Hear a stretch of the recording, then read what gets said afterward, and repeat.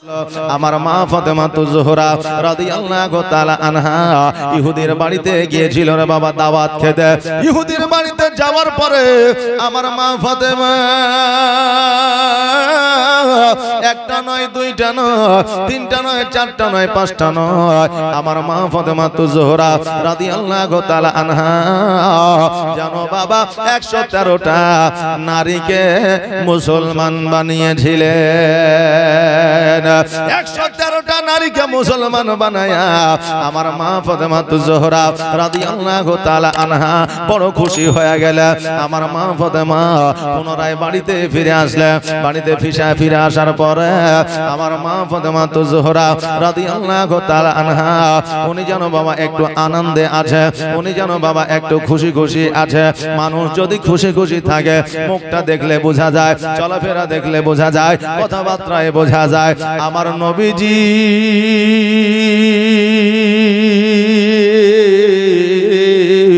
আমার মা ফাতেমাকে বলতেছে, ফাতেমা আজকে তোমার মনটা বড় ভালো আছে রে মা, আজকে তোমার মনটা আনন্দিত আছে রে মা, আজকে তোমার মনটা খুশি খুশি মনে হয় কেন? ও ফাতেমা বলো বলো, যাওয়ার সময় তোমার মনটা ভালো ছিল না, আসার সময় তোমার মনটা যেন ভালো হয়ে যায়। এ ফাতেমা বলো বলো, আজকে তোমার আনন্দ দেখিয়া, আজকে তোমার খুশি দেখিয়া আমি নবী খুশি হইয়া গেলাম।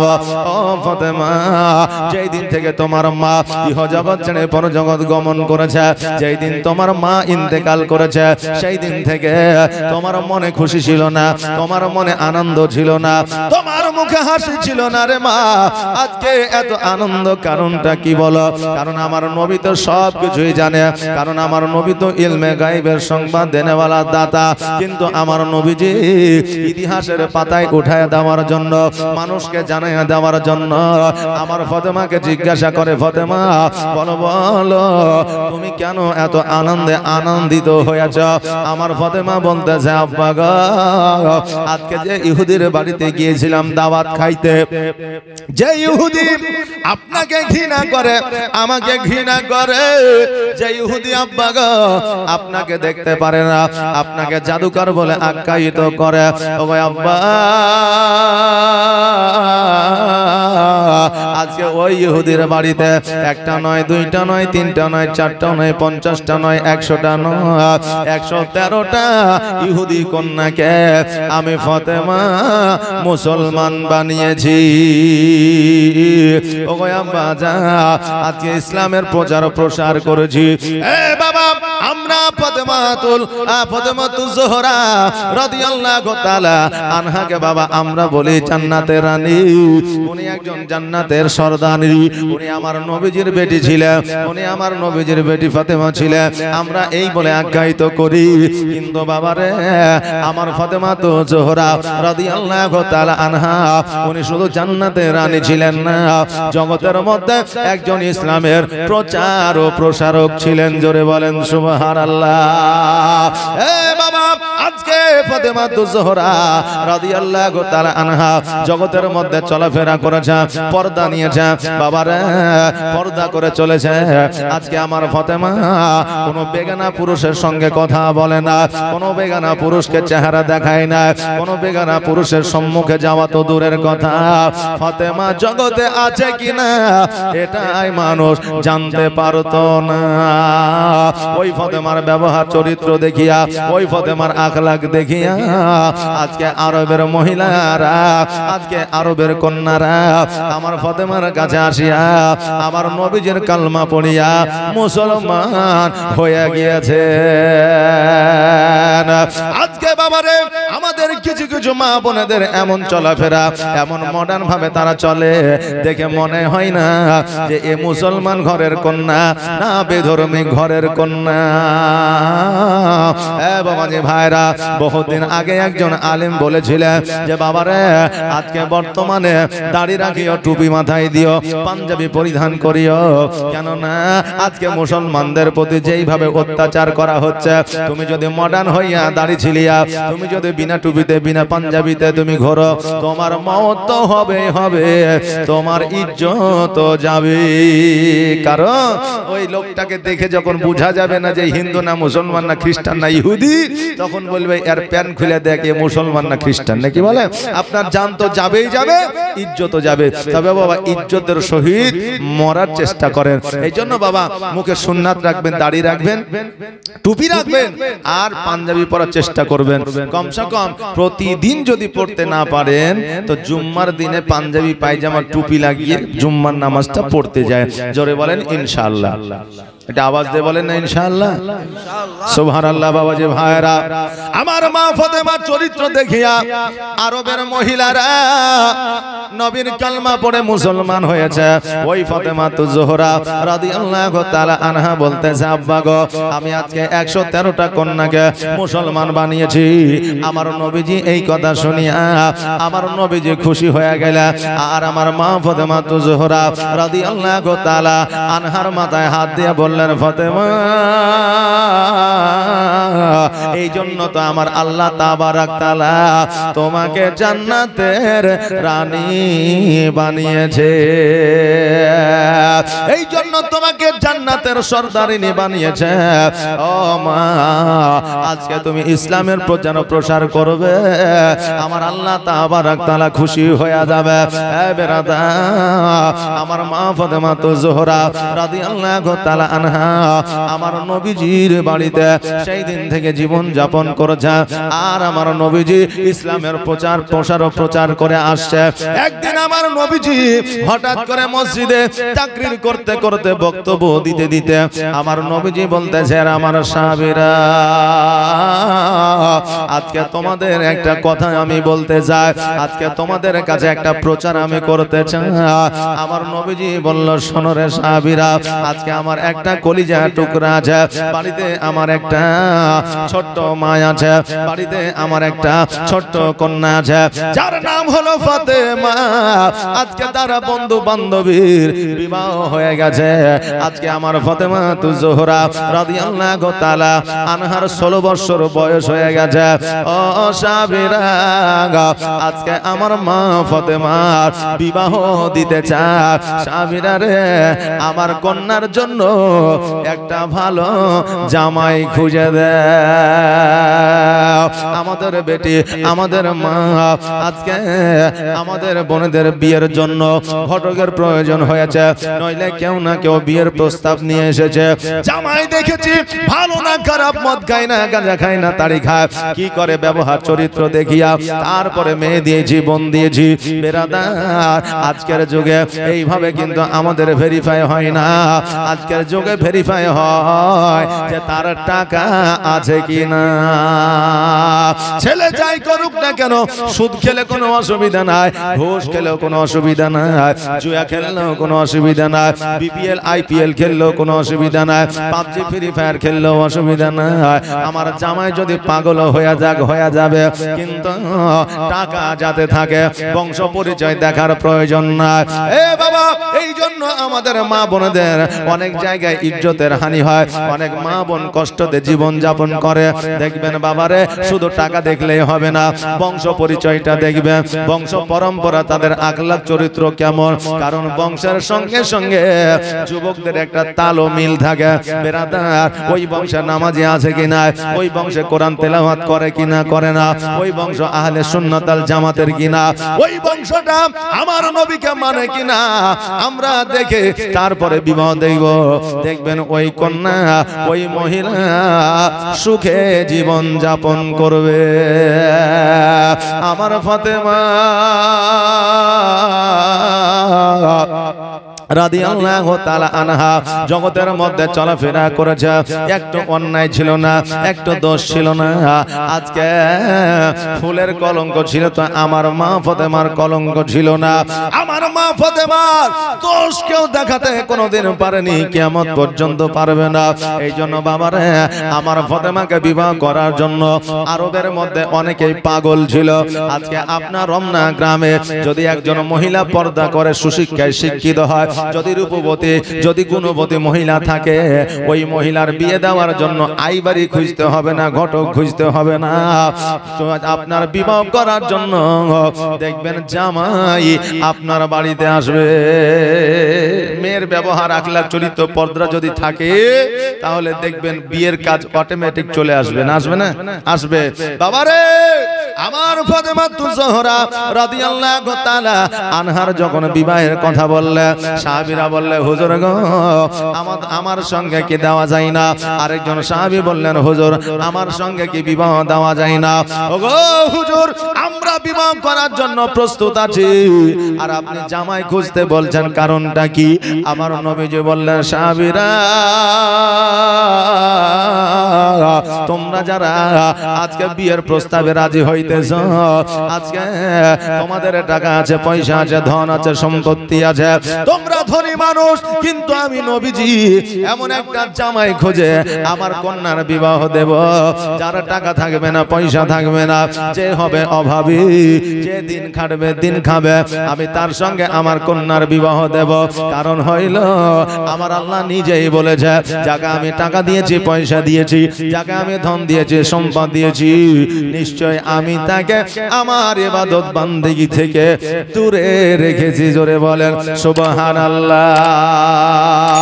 এই জন্য আমি আমার কন্যার বিবাহ এমন একজনের সঙ্গে দেব যার টাকা থাকবে না, পয়সা থাকবে না, যার জমি জায়গা থাকবে না, যার অট্টালিকা থাকবে না, একবেলা খাইবে অপর বেলা খাবে, একবেলা রোজগার করবে অপর বেলা খাইবে। আমার মেয়েকে আমার কন্যাকে অতি ভালোবাসবে। আর যাদের টাকা থাকবে, আমি নবী গরিব, আজকে আমার কন্যার প্রতি কোনো অহংকার তাদের থাকবে।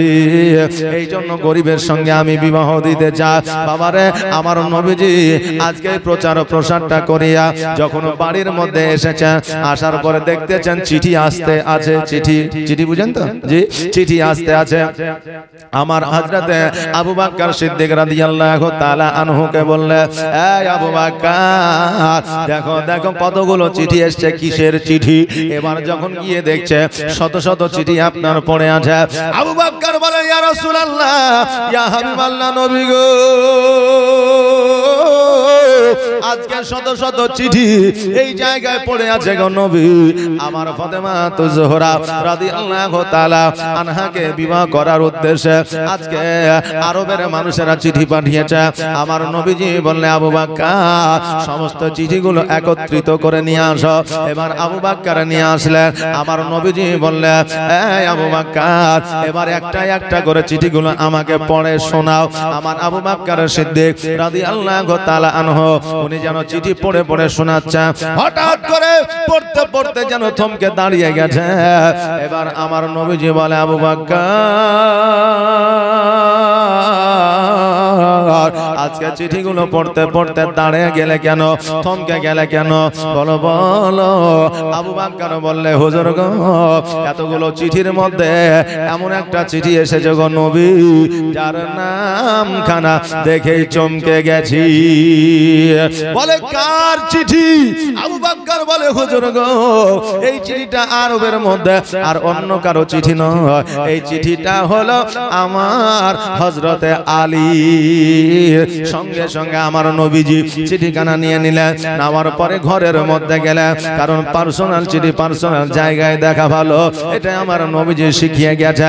অপরের চিঠি দেখতে বারণ করে গেছে। পার্সোনাল চিঠি, গোপনীয় চিঠি, যার চিঠি তাকে দিয়ে দিতে বলা হয়েছে। বাবারে আমার নবীজি চিঠিখানা যখন খুলেছে, আসসালামু আলাইকুম, ওয়া আলাইকুম আসসালাম, আমার নবীজি সালামের উত্তরখানা দিলে। এবার চিঠিটা লক্ষ্য করে দেখছেন যেন আমার আল্লাহ বলে দিয়েছে, হাবিব এই চিঠিটা আলী পাঠায় না, এই চিঠিটা আমি আল্লাহ পাঠিয়েছি। আজকে ফাতেমার বিবাহ জগতের কোনো মানুষের সঙ্গে হবে না, তাই আমার ফাতেমার বিবাহ জগতের হযরতে আলীর সঙ্গে বিবাহ হবে। আমি আল্লাহ আলীর বিবাহ ফাতেমার সঙ্গে জান্নাতে পড়ায়া দিয়েছি। নবী গো, তুমিও জগতে পড়ায়া দাও। নবী আমার আবু বকর সিদ্দিক রাদিয়াল্লাহু তাআলা আনহুকে ডাক দিলা, দেওয়ার পরে বলে, আবু বকর আজকে আমি যে বিবাহের প্রচারটা আমি আরবে করেছি, কিন্তু আমার আল্লাহ আলীর সঙ্গে বিবাহটা পড়া দিয়েছে, কিন্তু আমি যে প্রচার করেছি আজকে যদি আলীর সঙ্গে বিবাহ দিয়া দিই, আজকে আরবের মানুষেরা বলবে, দেখ রে দেখ আজকে আলীর সঙ্গে যদি বিবাহ দেবে, বিয়ের প্রচারটা কেন করেছে, জামাই কেন খুঁজতে বলেছে, এই কথা হয়তো আরবের মানুষেরা বলবে। অতএব শোনো রে আমি নবীজি, আজকে আবু বকর তুমি এলান করে দাও, প্রচার করে দাও আরবের মধ্যে যে আগামী কালকে যে কোরআন তেলাওয়াত করে একটা খতমের সব হাসিল করতে পারবে, সবার আগে আমি নবীজি তার সঙ্গে আমার ফাতেমার বিবাহ দিয়ে দিব। কম্পিটিশন রাখা হইল। আজকে চিঠি দিয়ে লাভ হবে না, আজকে পত্র দিয়ে লাভ হবে না, যারা সর্বপ্রথম কোরআন তেলাওয়াত করে একটা খতমের সব হাসিল করবে আমি নবী তার সঙ্গে বিবাহ দিয়ে দিব। আজকে আবু বকর বলে, ইয়া রাসূলুল্লাহ, ইয়া হাবিবাল্লাহ, নবী গো আজকে এই প্রতিযোগিতা, আজকে যদি কম্পিটিশনে যদি আবু বকর বলতেছে যদি আমার হযরতে আলী রাদিয়াল্লাহু তাআলা আনহু যদি না পারে তবে কি হবে গো নবী? আমার নবীজি বলে, আবু বকর তুমি কি জানো না, জানো না আমি হলাম ইলমের ঘর, আমি হলাম ইলমের শহর, আমি হলাম জ্ঞানের শহর, আর ওই জ্ঞানের দরওয়াজা আর ওই ইলমের দরওয়াজা আমার হযরতে আলী। জোরে বলেন সুবহানাল্লাহ। আমার আলী রে আজকে জগতের মধ্যে ইলমের দরওয়াজা, অতএব আলীর আগে কেউ খতম তুলতে পারবে না। আবু বকর সিদ্দিক রাদিয়াল্লাহু তাআলা আনহু উনি যেন বাবা এলান করে দিলে আগামী কালকে সকালবেলা মসজিদে আসিয়া যারা কোরআন তেলাওয়াত করে, যারা এক খতমের সব হাসিল করবে আমার ফাতেমার সঙ্গে তার বিবাহ হবে। পরের দিন সকালবেলা আপনার হিন্দু মুসলিম ইহুদি খ্রিস্টান নাসারা সকল মানুষ আসিয়া যেন কোরআন তেলাওয়াত করেছে আমার ফাতেমাকে বিবাহ করার উদ্দেশ্যে। এবার আপনি বলবেন, হুজুর গো কোরআন তো আরবি ভাষায় লেখা, কোরআন তো আরবি বাক্যে লেখা, আজকে কেমন করে বেধর্মিকরা পড়তে পারলো? এ বাবা, আজকে আমরা বাঙালি, আমরা বাংলা ভাষায় যে কোনো কিতাব যে কোনো বই যদি লেখা থাকে আমরা সেটা পড়তে পারি, সে যে ধর্মেরই হোক না কেন, সে যে ধর্মেরই হোক না কেন সে পড়তে পারবে। আরবের ভাষাটাই ছিল আরবি ভাষা। আজকে ইহুদি নাসারা খ্রিস্টান মূর্তি পূজারী, চন্দ্র পূজারী, সূর্য পূজারী সবাই যেন আরবি পড়তে পারত, এই জন্য সবাই সম্মানের সহিত যত্ন সহকারে কোরআন তেলাওয়াত করতেছিল। আবু বকর রাদিয়াল্লাহু তাআলা আনহু যখন বাবা লক্ষ্য করলো সকলকে দেখা যায় কিন্তু আমার আলীকে দেখা যায় না, আবু বকর যাইয়া আমার নবীজিকে বলতেছে, ইয়া রাসূলুল্লাহ, ইয়া হাবিবাল্লাহ, নবী গো আজকে ওই প্রতিযোগিতায়, আজকে এই কম্পিটিশনে আজকে আলীকে দেখা যায় না। নবী আমার বলে, আবু বকর দেরি নয়, দেরি নয়, জলদি করে যাও, আমার আলী কোথায় আছে আর আলীকে নিয়ে এসে তুমি কোরআন তেলাওয়াত করতে বলো। আমার আবু বকর সঙ্গে সঙ্গে জানো আমার হযরতে আলীকে খোঁজাখুঁজি করতে আরম্ভ করলে। আজকে খুঁজতে খুঁজতে যেন কোনো জায়গায় পাওয়া যায় না, হঠাৎ করে দেখছে যেন আমার আলী রাদিয়াল্লাহু তাআলা আনহু কয়েকটা ছাগল বকরি নিয়ে যাইয়া জঙ্গলের মধ্যে চড়াই করতেছে, আর আমার আলী একটা ফাঁকা জায়গায়, খালি জায়গা আপনার মাটির মধ্যে যেন শুয়ে আছে।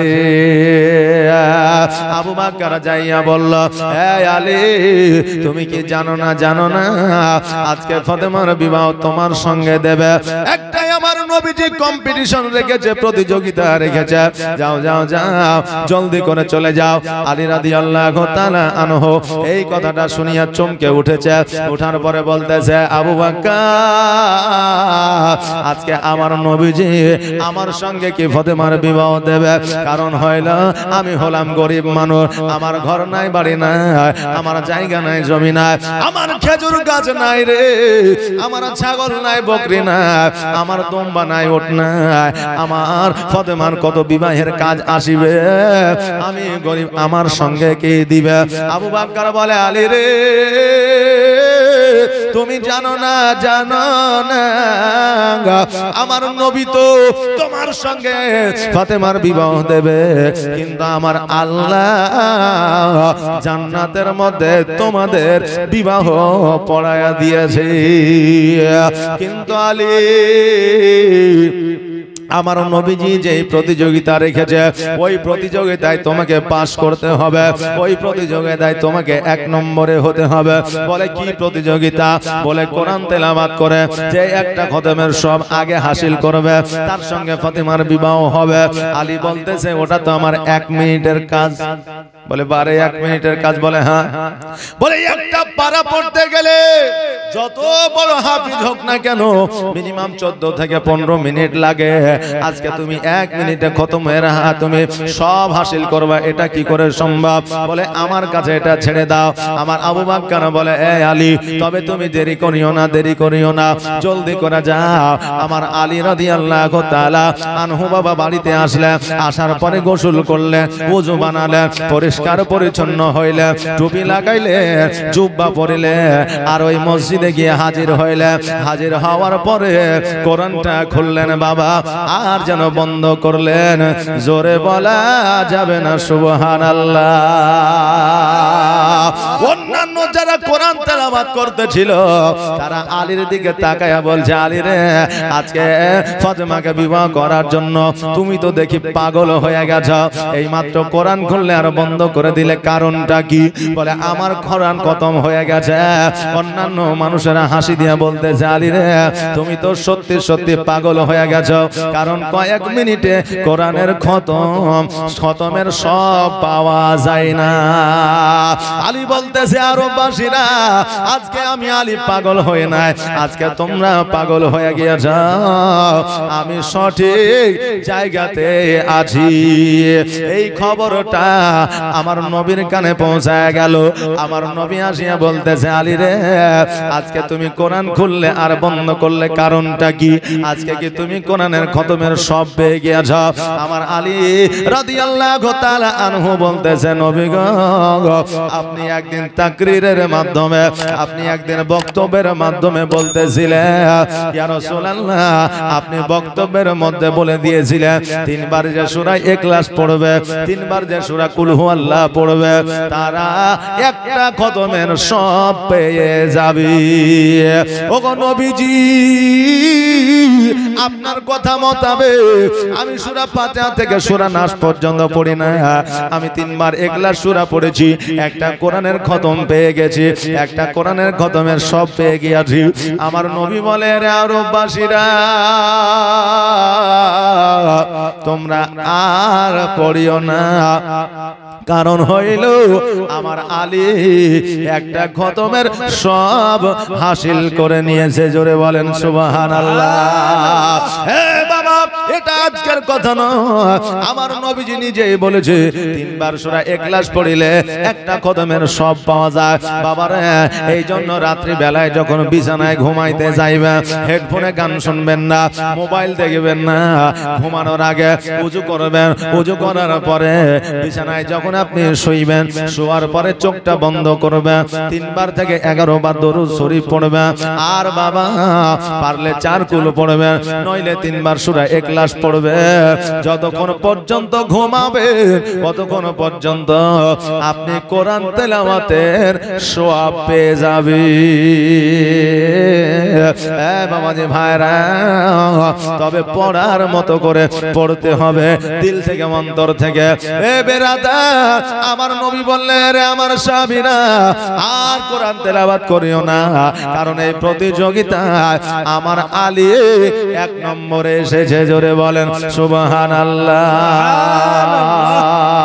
আর প্রেমের খেলা খেলছো দয়াল রে দয়া, তোর খেলা চমৎকার,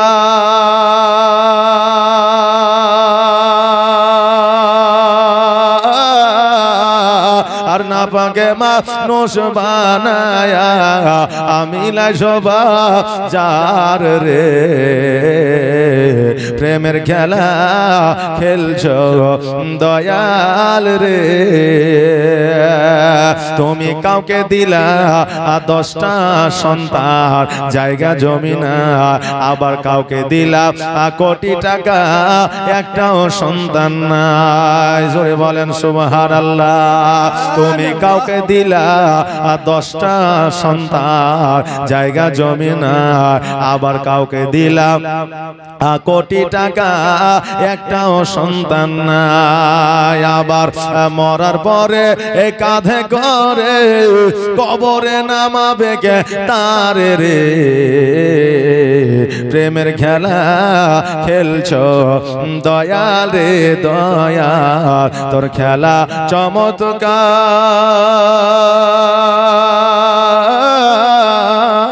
আর না পাকে মানুষ বানায়া আমি লাই শোভা যার রে। প্রেমের খেলা খেলছো দয়াল রে। ও বাবাজি ভাইরা,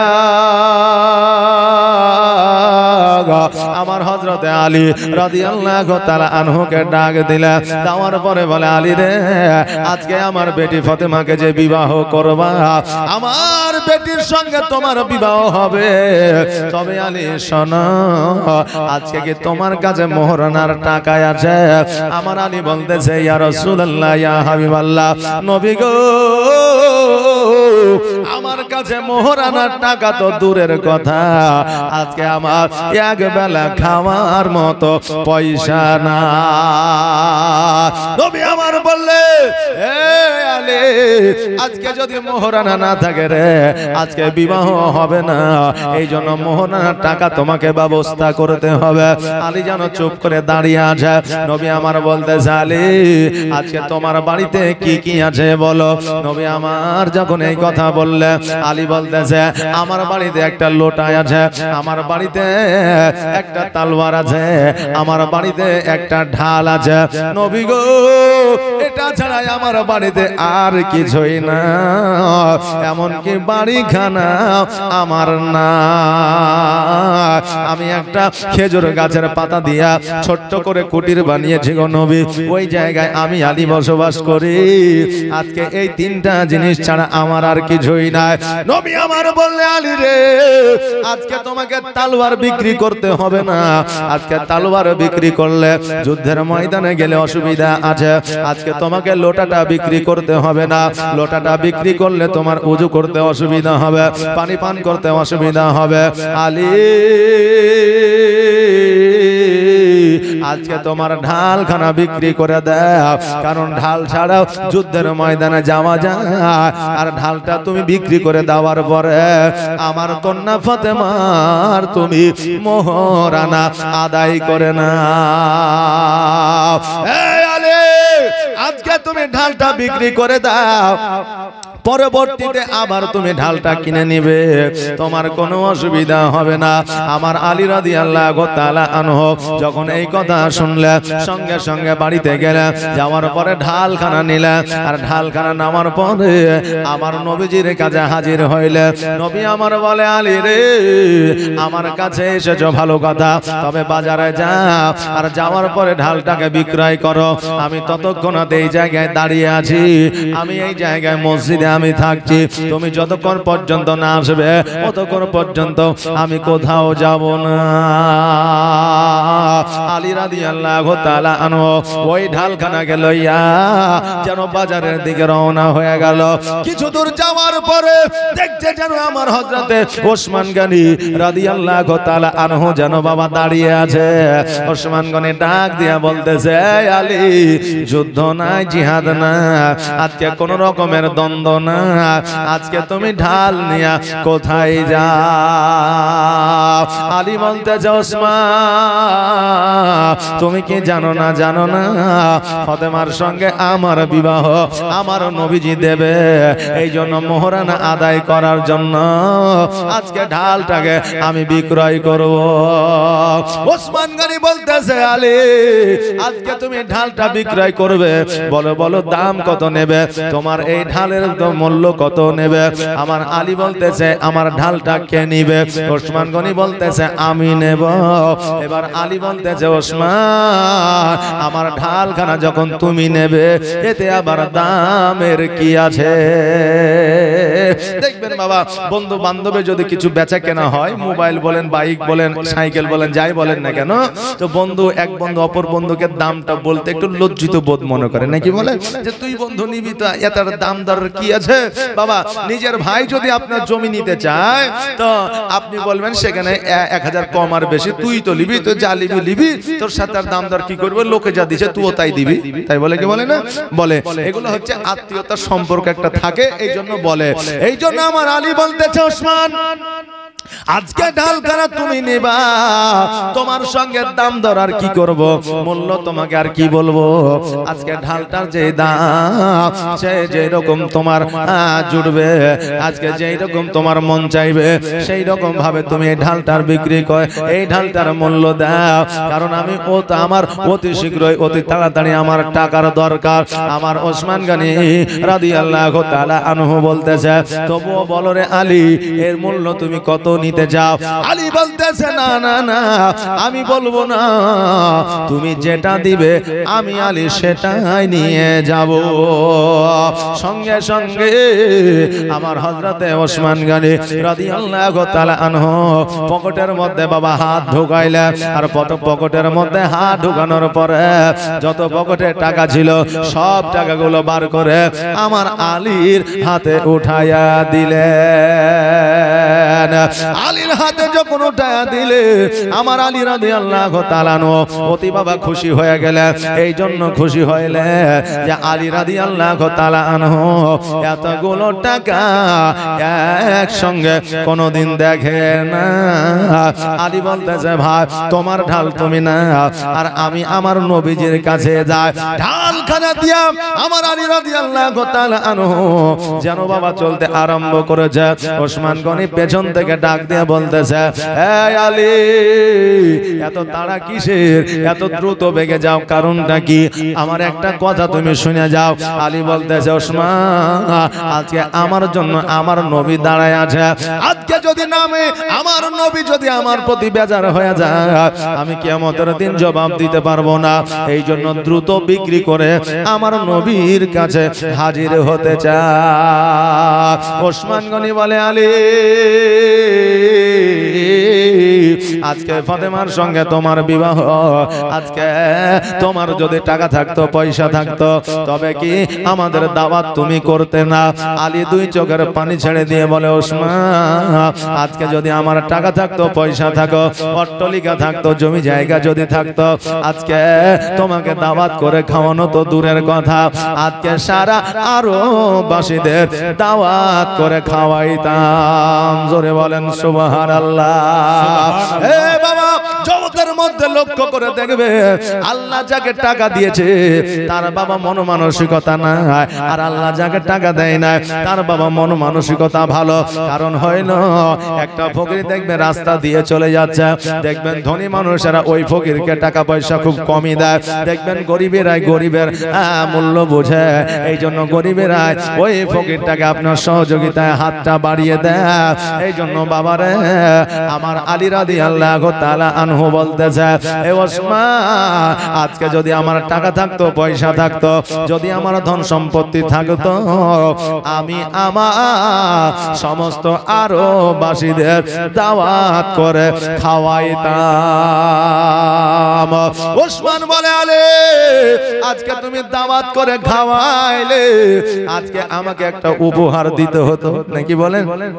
দাওয়াত খেতে গেলে আমরা উপহার দিত, উপহার দেওয়া যাবে, উপহার নেওয়াও যাবে। হে বাবা, আমার ওসমান গনি বলতেছে, তুমি দাওয়াত করলে তোমার বাড়িতে খাইতাম, তোমার বাড়িতে যাইতাম, তোমাকে একটা উপহার আমাকে লাগতো। বলে হ্যাঁ। বলে আলী রে, আমি ওসমান গনি, আজকে আমি তোমার ঢালটা আমি তোমার কাছে ক্রয় করেছি, আজকে এই ঢালখানা আমি তোমাকে উপহার দিয়ে দিলাম। জোরে বলেন সুবহানাল্লাহ। আলী রাদিয়াল্লাহু তাআলা আনহু বাবা খুশি হয়ে গেলেন। ওই ঢালখানা নিয়ে যেন আমার নবীজির কাছে হাজির হইলে, আমার নবীজি বলতেছে, আলী কি ব্যাপার, আজকে তুমি ঢালখানা কেন বিক্রয় করনি? আজকে তোমার ঢালটাকে বিক্রয় হয় না। আমার আলী রাদিয়াল্লাহু তাআলা আনহু বলতেছে, ইয়া রাসূলুল্লাহ, ইয়া হাবিবাল্লাহ, নবী গো, আজকে আমার ঢালটাও বিক্রি হয়েছে, আমি টাকাও পেয়েছি, কিন্তু আমার ঢালখানা আমার কাছে এসেছে। নবী আমার বললেন, কেমন করে? আলী বলতেছে, ইয়া রাসূলুল্লাহ, ইয়া হাবিবাল্লাহ, নবী গো, আজকে এই ঢালখানা আমি বিক্রয় করতে নিয়ে যাচ্ছিলাম, ওসমান গনির সঙ্গে সাক্ষাৎ হয়ে গেল। ওসমান গনি বলতেছে, ঢালটা আমার কাছে বিক্রয় করো। আমি তার কাছে বিক্রয় করলাম, দাম দর কিছু হয় না, যত টাকা তার পকেটে ছিল সব টাকা আমাকে দিয়ে দিল, আবার পুনরায় আয় ঢালখানা আমাকে উপহার দিয়া দিল। নবী আমার বলে, আলী এই জন্য আমার ওসমান গনিকে বলেছি, এই ওসমান রে, আজকে তোমার গুনাহের খাতা আমার আল্লাহ বন্ধ করে দিয়েছে। ওসমান গনি রাদিয়াল্লাহু তাআলা আনহু, বাবা, ওনার যে গুনাহের খাতা আমার আল্লাহ তাবারক তাআলা বন্ধ করে দিয়েছে। এর কারণ কি, কিসের জন্য? আমার নবী একদিন বলেছিল, আমি মসজিদ তৈরি করব, আল্লাহর ঘর, তোমরা কে কি দান করবা তোমরা করো। এইদিকে বাবারে, আমার ওসমান গনি পরস্পর পরস্পর 3টা খেজুর গাছ দিয়েছিল। এই জন্য আমার নবী বলেছিলেন, ওসমান, আল্লাহ তাবারক তাআলা তোমার দান করার বদৌলতে আজকে তোমার গুনার খাতা বন্ধ করে দিয়েছে। সাহাবীরা প্রশ্ন করেছিলেন, হুজুর গো, একজন বান্দা গুনার খাতা কেমন করে বন্ধ হতে পারে? কারণ হইল, মানুষ চলার পথে, বলার পথে যে কোনো মুহূর্তে, যে কোনো সময় গুনাহ করতে পারে, এর কোনো গ্যারান্টি না। কিন্তু গুনার খাতা কেমন করে বন্ধ হইবে? আমার নবী বলেছিল, শোনো রে, একটা পায়রা, একটা কবুতর যখন তুমি বাড়িতে নিয়ে আসো, নিয়ে আসার পরে ওই কবুতরটাকে তুমি ছেড়ে দাও, দেখবে উড়ে পালাতে পারবে না, কারণ তার পর পাখাগুলো উঠিয়ে নেওয়া হবে। পর পাখা উঠিয়ে নিলে ওই কবুতর উড়ে পালাতে পারবে না, ওই পায়রা উড়ে পালাতে পারবে না। আমি নবীজি আজকে ওসমান গনির গুনাহ করা রাস্তা, আজকে ওসমান গনির গুনাহ করার পর পাখা আমি নবী উঠায়া দিয়েছি, জীবনে তার গুনাহ হবে না। জোরে বলুন সুবহানাল্লাহ। জীবনে ওসমান গনির গুনাহ হবে না। এই আলী, এই জন্য আমার ওসমান গনির গুনাহের খাতা আমার আল্লাহ বন্ধ করে দিয়েছে। কারণ ওসমানকে আমার আল্লাহ টাকা দিয়েছে, পয়সা দিয়েছে, ধন দিয়েছে, সম্পদ দিয়েছে, খেজুরের বাগান দিয়েছে, কিন্তু আমার আল্লাহ তাকে মন ভালো দিয়েছে। জোরে বলেন সুবহানাল্লাহ। বাবাজি ভাইরা, আজকে ওই ওসমান গনি রাদিয়াল্লাহু তাআলা আনহু আমার আলীকে ঢালখানা পুনরায় আপনার উপহার দিয়েছিলেন। আলী রাদিয়াল্লাহু তাআলা আনহুকে আমার নবীজি বলে, আলী রে, তবে টাকাগুলো দাও। এবার টাকাগুলো আমার নবীর হাতে উঠায় দিলেন। ওই টাকাটাকে দুই ভাগে ভাগ করলে একটা ভাগ হযরতে বেলালকে দিলে আর বলল বেলাল রে আমার আলীকে নিয়ে বাজারে যা আর বাজারে যাওয়ার পরে নতুন পোশাক আশাক কিনে নিয়ে আর আমি যে অর্ধেক টাকাটা নিলাম এটা আমি আমার ফাতেমাকে মোহরানার নেই টাকাটা দিয়ে দিব জোরে বলেন সুবহানাল্লাহ এ বাবা মোহরানার গুরুত্ব কতটা একবার দেখে সেই আমলে অভাব ছিল অনটন ছিল আমার হযরতে আলীর কাছে টাকা ছিল না পয়সা ছিল না তবুও মোহরানা আদায় করার জন্য ঢালটাকে বিক্রয় করতে বলেছিল যেহেতু ঢালটা বহু মূল্যবান জিনিস ছিল আর আজকে বর্তমানে আমরা মোহরানাটাকে তুচ্ছ মনে করি আজকে আমরা পণটাকে আসল মনে করি আজকে বাবারে আমরা মানুষ আমাদের হালালের প্রতি ইন্টারেস্টটা কমে গেছে হারামের প্রতি ইন্টারেস্টটা বেড়ে গেছে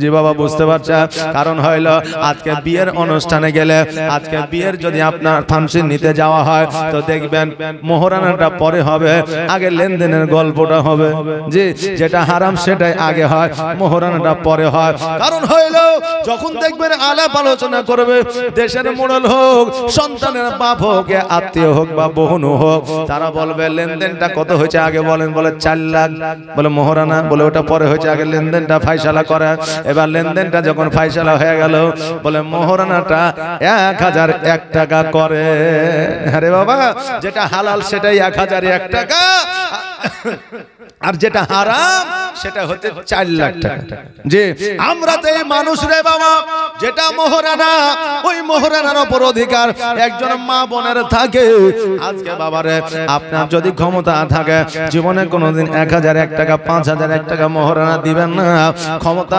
সমতুল্য আপনি মোহরানা দিবেন আবার আপনার ক্ষমতা দেওয়ার মতো না আবার মস্তানি করে ভাই 50001 টাকা করেন তো জি এরকম অনেক আছে না জি এই 50001 টাকা করেন 50001 টাকা মোহরানা বিয়ের দিন লিখেছে মরে গেল তবুও বিবিকে দিতে পারে নাই এই রকম মোহরানা করিয়েন না যেটাই আপনি দিতে পারবেন আপনার সমতুল্য অনুযায়ী আপনি মোহরানাটা করবেন ওই মোহরানাটা আপনার বিবিকে দিবেন আপনার বিবি খুশি হয়ে যাবে আর আপনার বিবিকে সারা জীবন মোহরানা না দিয়া আজকে বিবির সঙ্গে ঘর সংসার করলে কাল কিয়ামতের দিনে ওই মোহরানার জন্য আপনাকে দণ্ডায়মান হতে হবে জবাব দিতে হবে কিয়ামতের দিনে আরে বাবা এই জন্য পণটাকে ছাড়ে আগে মোহরানাটা আদায় করে এখন আমরা মানুষ দেখেন আমাদের মায়েরাও বুঝলেন একটু আপডেট মানে চালাক আমাদের বাপজিরাও এখন বর্তমানে চালাক বেরাদার বিয়েতে যাচ্ছে যাওয়ার পরে দেখেন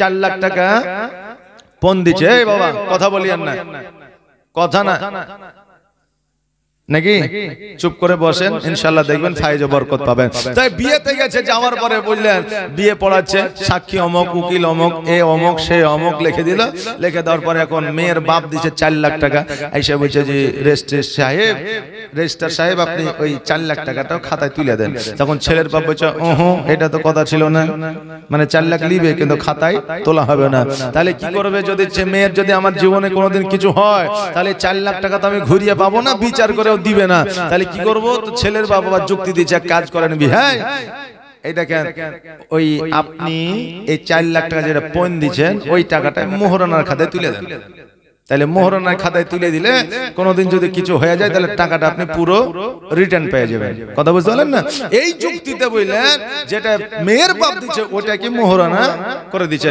এখন বলছে ভাই আমি তো 4 লাখ দিলাম তো মোহরানাটা কই ওইটা তো তুললেন না তো বলছে ওইটা তুলে আর কি করব যে 4 লাখ দিলেন যদি কিছু হয় তো ওই 4 লাখই দিতে পারবো কিনা তো ওটাই তোলেন মোহরানা আর নিতে হবে না এই রকম জগতে মানুষ অনেক আছে আচ্ছা বলে ওই পরিবার থেকে ওই নারী পুরুষ যদি মনে করে যে আমার একটা মুমিন সন্তান নিব হবে যে হবে হবে না যেহেতু মোহরানা আদায় করলো না হে বাবা শরীয়তের মধ্যে ইসলামের মধ্যে মোহরানার একটা গুরুত্ব আছে রে বাবা মোহরানা অতি অবশ্যই আদায় করবে মোহরানা আদায় না করলে রে বাবা বিবাহ সহি সম্পূর্ণ হবে না শরীয়ত মতে হে বাবা যে ভাইরা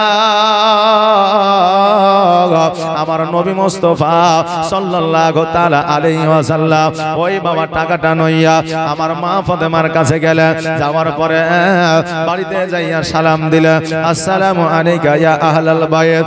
আমার মা ফাতেমা ওয়ালাইকুম আসসালাম উত্তরখানা দিলেন। দরওয়াজাটা খুললেন, বলে আম্মা গো এতক্ষণ কোথায় ছিলেন, কোন জায়গায় ছিলেন? নবী আমার বলে ফাতেমা আর বলিও না রে মা, আজকে তোমার বিবাহ আমি ঠিক করে ফেলেছি।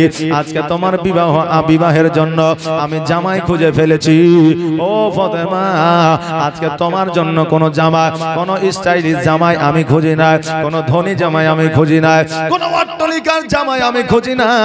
এ ফাতেমা আজকে তোমার জামাই হিসেবে যাকে বেছে নিয়েছে, যার নাম হলো হযরত আলী, আজকে তার জমি নাই, জায়গা নাই, টাকা নাই, পয়সা নাই। আজকে সে একজন ছাগল বকরি চড়া, যাকে আমরা বাংলা ভাষায় রাখাল বলি। আমার ফাতেমা বলতেছে আব্বা গো, আব্বা এই কথা আর আপনি বলিয়েন না, কারণ আমার স্বামী চাহে রাখাল হোক, আমার স্বামী চাহে গরিব হোক, আমার স্বামী চাহে দরিদ্র হোক, আমি ফাতেমা আমার স্বামী আমার কাছে সর্বসেরা রাজা মহারাজা। জোরে বলেন সুবহানাল্লাহ। এরে মা আজকে তোমার স্বামী যেমনই হোক না কেন, আজকে তোমার স্বামীর টাকা পয়সা থাকিয়া না থাক, আজকে তোমার স্বামী তোমার কাছে রাজা, আজকে তোমার স্বামী তোমার কাছে হিরো, আজকে তোমার স্বামী তোমার কাছে নায়ক। আজকে যারা স্বামীকে হিরোর পর্যা দেবে না, আজকে যারা স্বামীকে আজকে আপনার মনোনীত খাতায় যারা স্বামীর নামটা লিখবে না, আজকে তারা আমার ফাতেমার সঙ্গে জান্নাতে যাবে না। এ বাবাজি ভাইরা, আজকে বর্তমানে টাকার আশায়, টাকার লোভে একটা স্বামী ছাড়িয়া অপর স্বামীর কাছে যায়। এ বাবা সন্তান রাখিয়া সংসার ভাঙিয়া অপর জায়গায় চলে যায়, আর মনে মনে চিন্তা করে যে আমি একটা আলীর মতো জামাই লিব নাকি। আলী যেমন ক্ষমতাশালী ছিল, আলী যেমন একজন মুমিন ছিল, নবীর সাহাবী ছিল, জান্নাতের সার্টিফিকেট পেয়েছিল, আমি সুন্দরময় আলীর মতো একটা জামাই লিব। আলী তো গরিব ছিল, দরিদ্র ছিল, আজকে তুমি তো দরিদ্র জামাই খোঁজো না, আজকে তুমি গরিব জামাই খোঁজো না, আজকে তুমি ধনী জামাই খোঁজো। কেমন করে তুমি আলীর মতো জামাই পাবে? মা বোনেরা, আজকে তোমার নসিবে যে স্বামী এসেছে, ওই স্বামীটাকে আজকে তুমি তোমার মনোনীত স্বামী মেনে নিতে হবে। বাবাজি ভাইরা, আমার মা ফাতেমা বললে ইয়া রাসূলুল্লাহ, ইয়া হাবিবাল্লাহ, নবী গো আজকে আমার স্বামীকে রাখাল বলবেন না, কারণ আমার স্বামী আমার কাছে রাজা মহারাজা, আমার প্রাণের দয়ার নবী, আমার প্রাণের দয়ার নবী, তুমি দাও না কেন দেখা,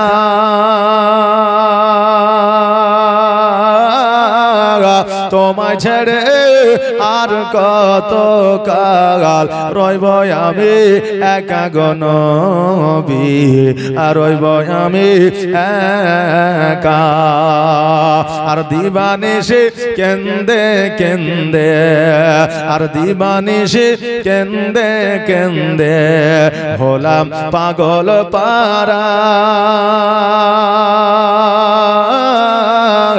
কেউ জানে না কান্দে কেন গো, আমি যে কে হারা গো নবী, আমি যে কে হারা। আর শোনরে আকাশ, শোনরে বাতাস, আর শোনরে আকাশ, শোনরে বাতাস, হারালাম মোর নবীজিকে, এই জীবন জীবনে দেখব নাকি তোমার নূরের ছবি গো নবী, তোমার নূরের ছবি। আর গোলাপ হইয়া ফুটলে তুমি, আর গোলাপ হইয়া ফুটলে তুমি সুদূর কোরাই শের বনে, সূর্য হইয়া রইলে তুমি আমার ভাঙা প্রাণে গো নবী, আমার ভাঙা প্রাণে। আর কতই আঘাত দিয়াছিল, কতই যন্ত্রণা দিয়াছিল ওই হাবশী দেশের মানুষ, কতই ব্যথা পেয়েছিল গো। বেলাল হয়ে গেল বেহুশ গো নবী, হয়ে গেল বেহুশ।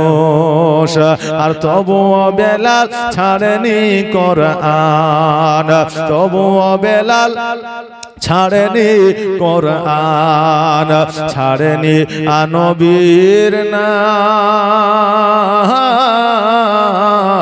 সবার প্রিয় দয়ার নবী লেন হাজার সালাম গো নবী, লেন হাজার সালাম। আমার প্রাণের দয়ার নবী, আমার প্রাণের দয়ার নবী, তুমি দাও না কেন দেখা,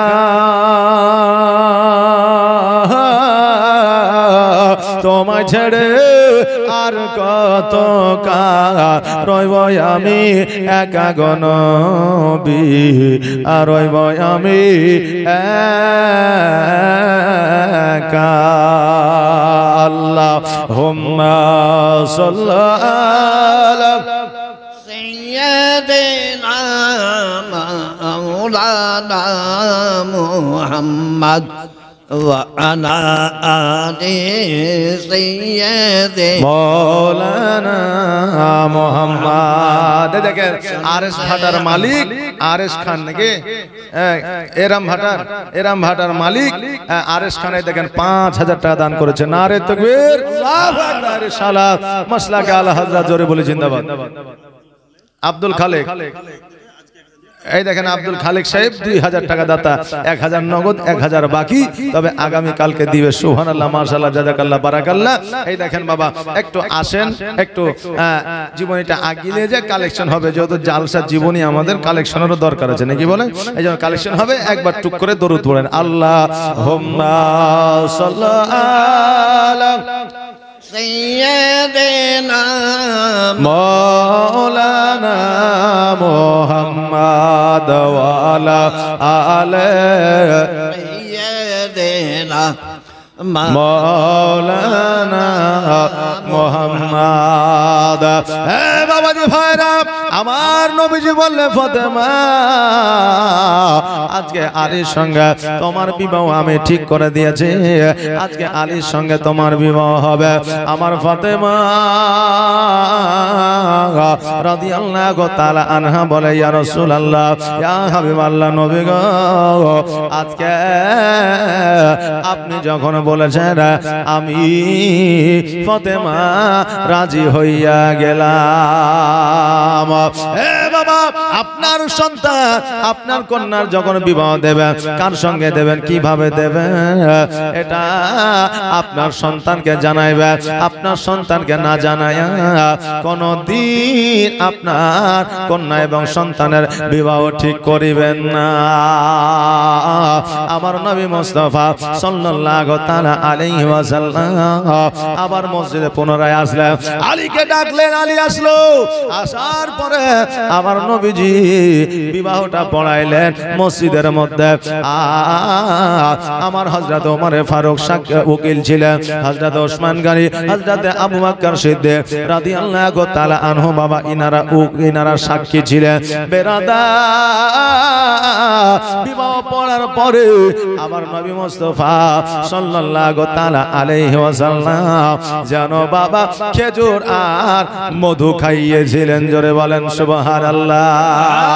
আজকে বাবা আমরা বিবাহ করতে গেলে আজকে যদি আমরা বাতাসা আর সিন্নি মিষ্টি যদি নিয়ে যায়, খেজুর যদি নিয়ে যায়, আজকে অনেকেই বলে এগুলো দেওয়া যাবে না, কিন্তু বাবারে এটা দেওয়া হলো আমার নবীর সুন্নাত। এ বাবা হযরত আলী রাদিয়াল্লাহু তাআলা আনহুর বিবাহ আমার মা ফাতেমার সঙ্গে হয়ে গেল। আজকে আমার মা ফাতেমা বিবাহ হলো আলীর সঙ্গে, এতে আমরা খুশি না বেজার? এই বাবা এইদিকে ওইদিকে কি আছে, আমরা খুশি না বেজার? খুশি। আমার হযরতে আলী রাদিয়াল্লাহু তাআলা আনহুর বাড়িতে খাবার ছিল না। ইমাম হাসান ও হুসাইন রাদিয়াল্লাহু তাআলা আনহু ক্ষুধার যন্ত্রণায়, ক্ষুধার জ্বালা যেন বাবা ছটফট করতে আছে। এটা যদি আমরা বলি ওনাদের বিপদ ছিল, আমাদের গুনাহ হয়ে যাবে। আল্লাহ তাদেরকে পরীক্ষা করেছে। এই আলী শোনো রে, আজকে আমার নৈকট্য লাভ করেছ, আমার পরীক্ষায় পাশ করো কিনা একবার দেখি। আমার হযরত আলী রাদিয়াল্লাহু তাআলা আনহু একবার নয়, দুইবার নয়, বহুবার আল্লাহর পরীক্ষায় পাশ করে যান।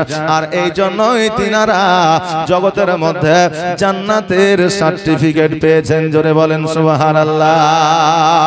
এ বাবা আজকে যখন আমাদের রোগ হয়, বালা হয়, মুসিবত হয়, আমরা যখন বিছানাগত হয়ে যায়, অনেক মানুষ বলে লোকটা অনেক পাপ করেছিল, অনেক মানুষ বলে লোকটা গুনাহ করেছিল, এই জন্য রোগ বালা হইতেছে। বাবারে আমার নবীজি বলেছে রোগ ওই বান্দাকে হয় যেই বান্দাকে আমার আল্লাহ পছন্দ করে, বালা মুসিবত ওই বান্দাকে দেয় যেই বান্দাকে আমার আল্লাহ পছন্দ করে। আল্লাহর তরফ থেকে যাদের প্রতি রোগ বালা নাই, মুসিবত না, আমার আল্লাহর তরফ থেকে তাদের বাড়িতে কোনো রহমত না। এই জন্য বাবা আমাদের জগতের মধ্যে যাদের রোগ হবে, বালা হবে, মুসিবত হবে, যাদের জ্বর হবে, জ্বালা হবে, জগতের মধ্যে ওষুধ খাবেন বাবা, কিন্তু আল্লাহর প্রতি নারাজ হয়েন না। কারণ অনেক মানুষ বলে আল্লাহ কি আমাকে শুধু পাইলো, আমাকে রোগ বালা দিল, কিন্তু বাবারে জগতের মধ্যে লক্ষ্য করে দেখবে একটা মানুষও সুস্থ না। কারো না কারো কোনো না কোনো রকম ভাবে আপনার রোগ বালা দিয়েছে। কাউকে গরিব বানিয়েছে, কাউকে অভাবী বানিয়েছে, কাউকে টাকা দিয়েছে তো সুগার, প্রেসার, কোলেস্ট্রল, থাইরয়েড দিয়েছে। আমার আল্লাহ বলে বান্দারে আমি তোমাদের জগতের মধ্যে পাঠিয়েছি, কাউকে না কাউকে কোনো দিক না কোনো দিক থেকে কমতি করে রেখেছি। বান্দা আজকে যদি তোমাদেরকে একটু কমতি করে না রাখতাম, আমি আল্লাহ আছি, আমাদেরকে তোমরা স্মরণ করতে না, আমাকে তোমরা স্মরণ করতে না। বাবাজি ভাইরা, আমরা যারা সুখ পেয়ে গেছি, আমরা যারা জগতের মধ্যে চলাফেরা করছি, আমরা অনেকেই আছি যে আল্লাহ আছে কিনা এটাই আমরা জানি না।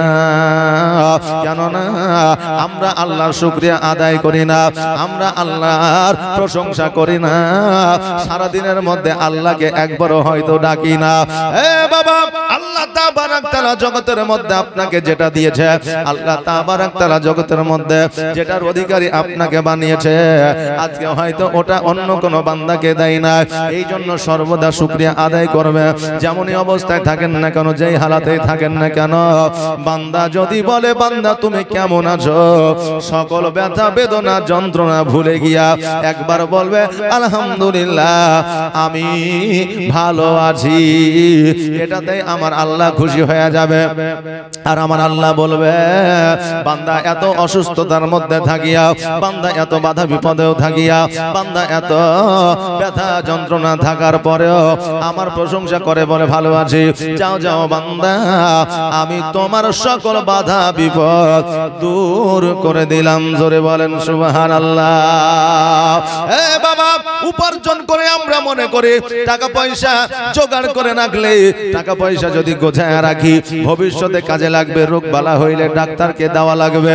কিন্তু আমার রাসূল বলেছে বান্দারে তোমরা টাকা পয়সা না গোছায়া আল্লাহর ইবাদত করে তোমরা নেকি গোছায় রাখো, ভবিষ্যতে তোমাদের রোগ বালাই হবে না। জোরে বলেন সুবহানাল্লাহ। ও বিরাদার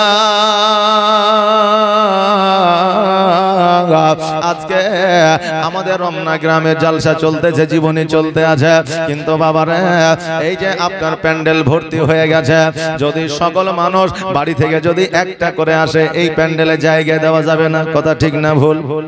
জায়গা দেওয়া যাবে না, কিন্তু বাবারে আমরা যে নেকির আশা করি, কেমন করে নেকি পাবো?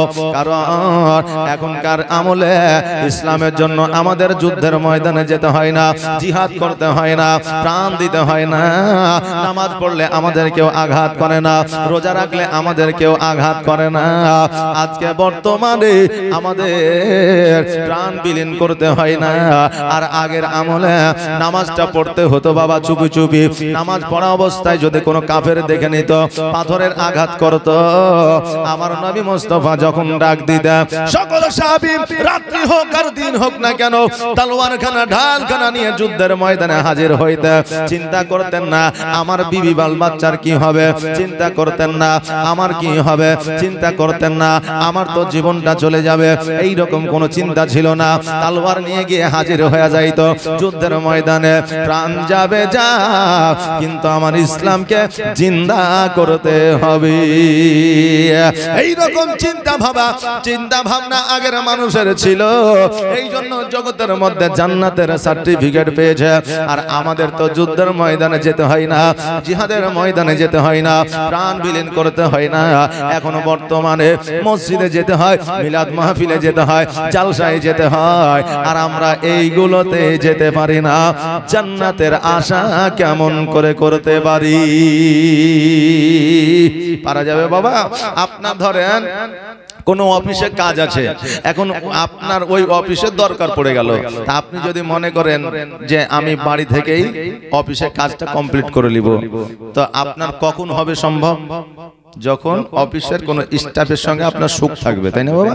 যখন অফিসে যখন আপনার একটা লিঙ্ক থাকবে, একটা সম্পর্ক থাকবে, তখন আপনি ওই কাজটা বাড়িতে বসে থেকেই করতে পারবেন ফোন করে।